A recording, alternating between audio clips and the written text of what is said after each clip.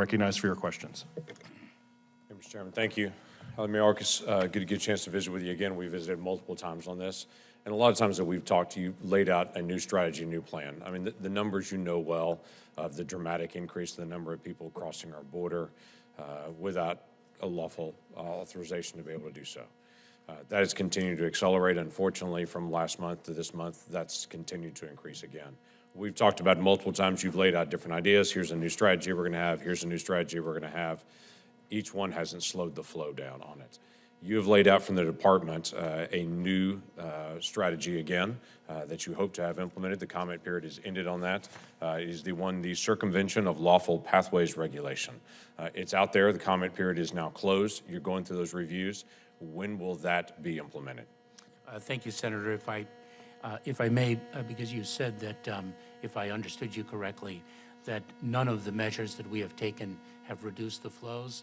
Actually, the measures that we announced and implemented on January 5th with respect to individuals originating from Cuba, Haiti, Nicaragua, and Venezuela has led to a more than 95% drop in the number of encounters of individuals from those four countries at our southern border. So that is a model of building lawful pathways as well as delivering consequences. But as you and I both know, the numbers continue to climb. Total numbers from those countries, the numbers have dropped dramatically, but the total numbers continue to go up. For this fiscal year, just the 6 months of this fiscal year, it's about 160,000 higher than last year. Last year was 1 million more higher than the year before. So the numbers still continue to climb, total numbers. So what I'm trying to figure out is for this circumvention of lawful pathways regulation that you're planning to implement across the board, do you expect this 95% reduction that you've seen in those identified countries after it's implemented? And if so, when is it going to be implemented?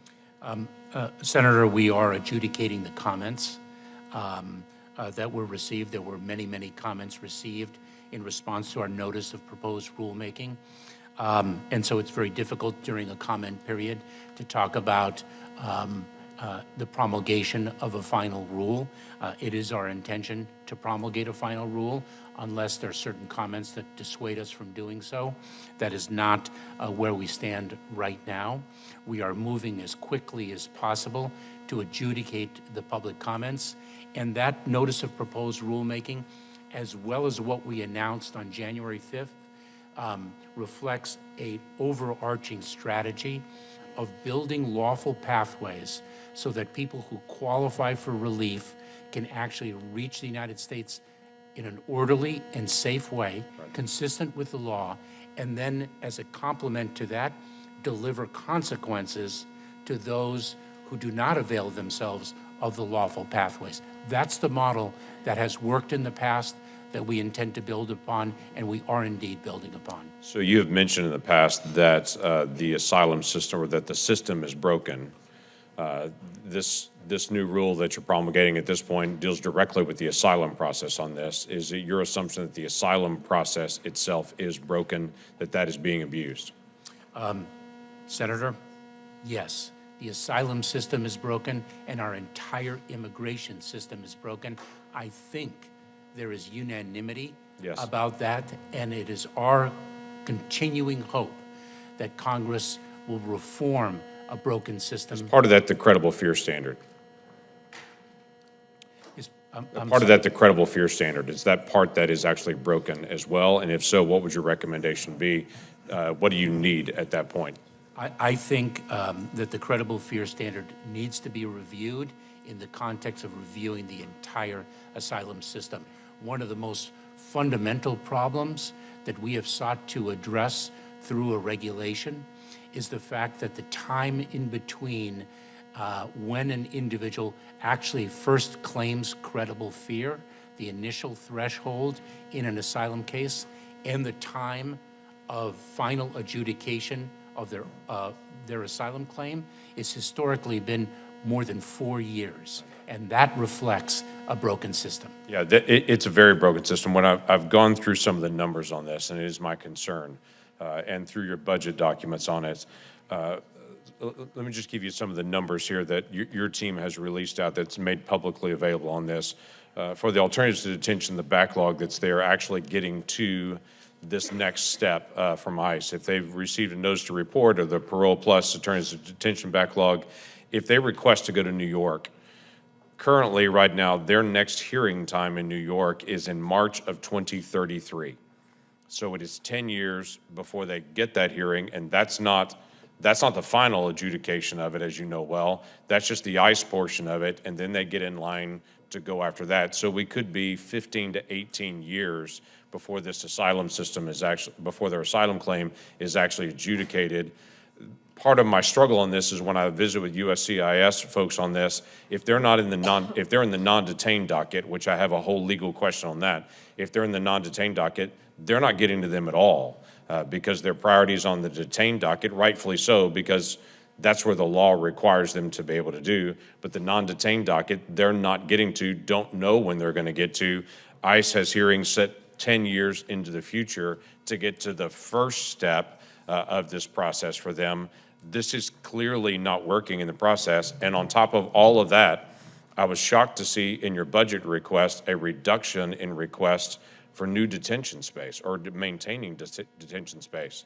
So while we have got this incredible backlog in the non-detained docket, you're actually requesting fewer spaces when we have an acceleration of the number of people here. What am I missing? Four responses, if I may. Number one, we are not seeking a reduction in detention space.